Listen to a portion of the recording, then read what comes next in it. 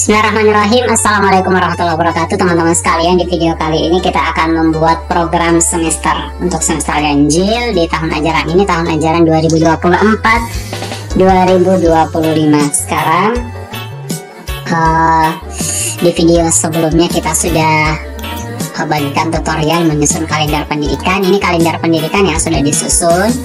Dari kalender pendidikan ini teman-teman sekalian, kita bisa membuat pekan efektif untuk menghitung berapa pekan yang efektif selama satu semester, dan kita bisa hitung jumlah jam pelajaran kita. Kalau di sini yang dicontohkan untuk mata pelajaran IPA, ini inputnya IPA untuk 4 JP per pekan. Otomatis jumlah pekan efektifnya di sini. Di video sebelumnya silahkan dilihat teman-teman sekalian cara menyusunnya dan mengedit ini. Ini jumlah pekannya ada 20 pekan efektif tatap muka, dan artinya 80 jam pelajaran. 80 JP ini dalam kurikulum Merdeka sudah termasuk P5 proyek penguatan profil pelajar Pancasila. Sekarang kita mau analisis. Ini sebenarnya diturunkan dulu di program tahunan, dibagi-bagi JP-nya. JP untuk P5 berapa, dikasih keluar dulu. Misalkan di semester ini untuk kalender yang ada 2 topik yang akan dibuat. Jadi masing-masing 3 pekan untuk satu topik. Jadi 6 pekannya itu untuk P5. Jadi sisanya itu untuk mapel. Nah, sekarang kita mau hitung dulu ke program semester. Ini sudah ada format program semester.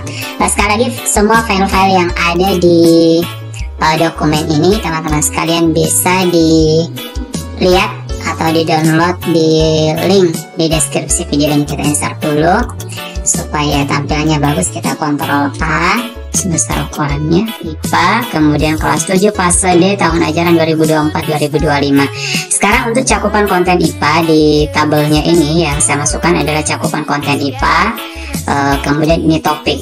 Kalau teman-teman sekalian mau, karena P5 juga masuk daftar, jadi ini dulu kita bagi JP-nya di P5 sesuai dengan kalender pendidikan. Itu ada berapa JP? Ini kita hitung 2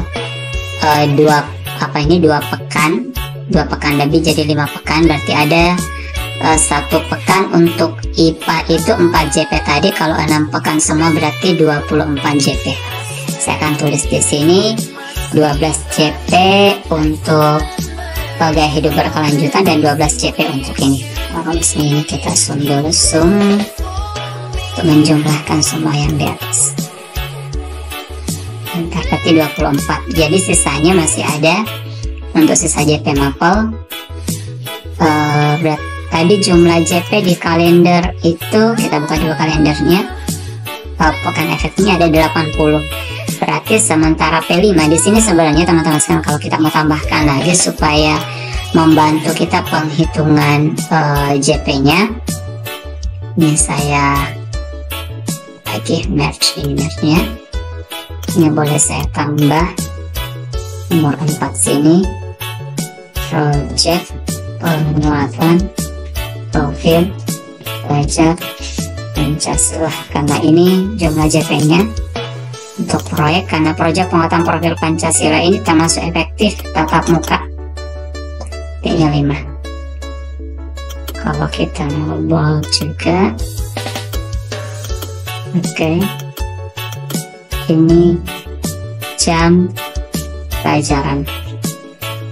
Jumlah JP-nya tadi ada 24, ada 2 topik. Otomatis sisanya ini kita bisa tulis lagi, ini kita dikurang jumlah JP ini. Oke, supaya sama kita bold juga. Berarti sisa 56 JP untuk ini mata. Jadi 56 ini kita akan bagi ke 4 cakupan konten ini. Jadi karena ada 56, kita bagi dulu alokasi waktunya. Saya bagi rata dulu teman-teman sekalian. 56 dibagi 4 itu berarti 14 JP per topik. Oke, berarti totalnya 80. Jadi selama satu semester ini ada 80 JP. Baik, sekarang kita lihat dulu untuk model tabelnya. Ini sudah 80. Kalau misalkan ada bab yang kita anggap agak lama, misalkan ini saya mau kasih 18, ini cukup mungkin di bab ini tadi core masing-masing ini cukup mungkin 12, ini juga 12. Oke, boleh seperti itu. Kalau ini kita anggap plus lagi, mau kasih 14, ini yang 12, jadi 80. Jadi jumlah jamnya tergantung keluasan konten materi. Sekarang kita mau rencanakan. Jadi untuk program semester ini kita harus sesuaikan dengan kalender pendidikan. Kalender pendidikan kita untuk bulan Juli, pekan pertama dan pekan kedua ini libur.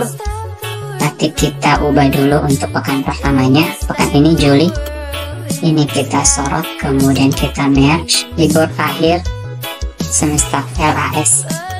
Oke, formatnya ini sudah saya atur lurus ke bawah teman-teman sekalian. Gimana caranya? Ini di format di sini saja, ini di menu home ini ada AB miringnya, orientasinya bisa vertikal. Kalau kita mau kasih lurus kembali ini, oke, saya kasih ke bawah saja tulisannya. Berarti kita kasih warna apa. Kalau mau dibuat otomatis juga conditional formatting, silahkan, seperti membuat kalender pendidikan apa-apa boleh juga. Sekarang pekan pertamanya sudah, pekan pertama dan kedua. Kemudian pekan ketiga itu MPLS. Karena ini MPLS, kita buka lagi kalendernya, ada 5 pekan ya di bulan Juli. Sementara di sini hanya 4, kita tambah saja, sorot ke bawah, pilih ini, pilih home, kemudian di sini ada insert. Oke, maka otomatis akan bertambah. Untuk menghilangkan warnanya, sorot saja seperti ini. Kemudian ini no fill, kemudian kita border supaya sama ke samping, tarik saja begini. Karena ada 5 pekan ya. Kita buka lagi, bulan Juli sudah oke. Sekarang bulan Agustus ini sebenarnya tidak dihitung karena tanggal 1-2 ini di start untuk P5, hanya 2 pekan ya sebenarnya yang dihitung untuk P5 ini, yaitu mulai tanggal pekan pertama dan pekan kedua. Pekan pertama dan pekan kedua di sini kayaknya mulai P5-nya. Jadi P5 itu start di pekan ke-5 Juli. Ini pekan keempat, pekan ke-5. Jadi pekan pertama untuk P5 mulai di pekan ke-5 Juli. Jadi pekan ke-5 Juli kita tulis P5. Karena jumlah JP untuk IPA ada 4 JP per pekan, kita tulis 4.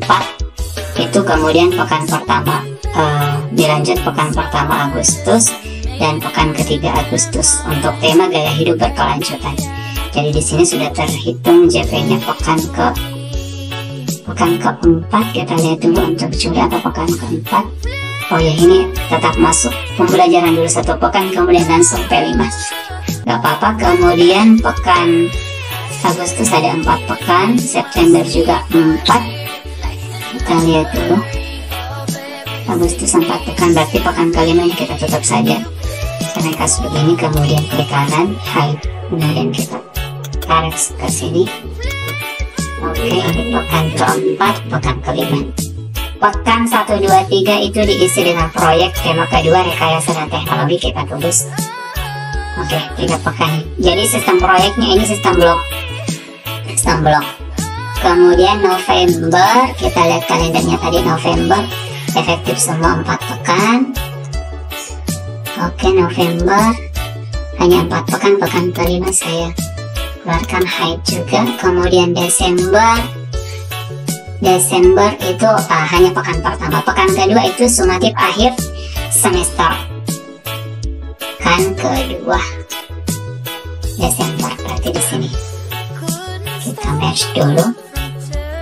Ini dalam kurikulum ini sudah tidak ada mid atau sumatif tengah semester, langsung saja SAS, sumatif akhir semester. Oke. Kemudian pekan ketiga Desember porseni sekaligus terima rapor ya akhirnya.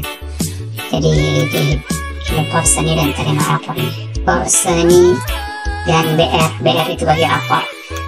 Kita kasih warna juga warna orange. Kemudian ini libur, pekan keempat libur akhir semester. kelas juga ya libur akhir semester. Di kolom keterangan ini kan di bagian ujung ada kolom keterangan, kita bisa buat kelas itu kepanjangannya libur akhir semester.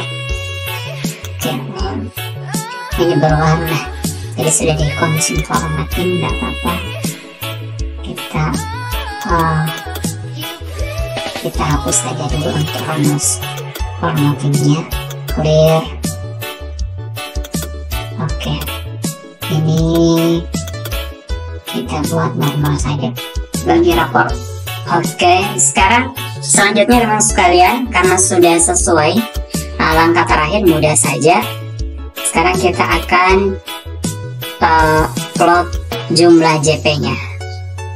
Oke, pekan pertama ini, pekan keempat Juli, mohon maaf, pekan keempat Juli ini belajar bab 1, 4 JP. Kemudian ini 3 pekan karena sudah terisi ke bawah 4 pekan. Jadi satu pekan seperti ini hanya bisa diisi maksimal 4 JP karena jumlah JP IPA hanya 4 JP per pekan. Jadi 4 ada 18 totalnya. Kemudian nanti lanjut lagi pekan ke-3 Agustus 4 JP. Ini 4, jadi sudah 12, 16, 18. Berarti masih ada 2 JP. Turun ke materi zat dan perubahannya, ini 2 JP. Kemudian 4, kita cukupkan 14 juga, ini 4 kali 4 16, 18. Pekan keempat. Oke, pekan pertama Oktober masuk lagi project, berarti kita langkai lagi masuk ke sini, berarti sudah pas 14.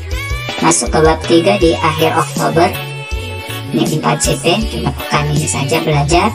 Kemudian bab keempat, bab terakhir juga 4 JP. Oke, sudah selesai. Program semesternya sudah selesai teman-teman sekalian. Ini membantu kita untuk mengatur jadwal pembelajaran kita. Misalkan kita nanti mengajar, misalkan tiba-tiba kita tidak masuk atau diganti oleh teman-teman kita, misalkan di bulan Oktober pekan keempat, berarti materi di pekan keempat Oktober ini materinya harus sudah masuk di zat dan perubahannya.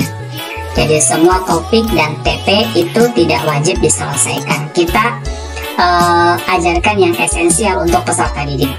Mungkin tidak terlalu teratur, tapi semoga bisa dipahami. Jadi program semester ini sangat kita butuhkan sebagai seorang guru untuk merencanakan program pembelajaran kita dalam satu semester, agar betul-betul jangan sampai nanti misalkan sudah mau ujian, materinya ternyata belum selesai. Jadi ini betul-betul kita programkan waktunya.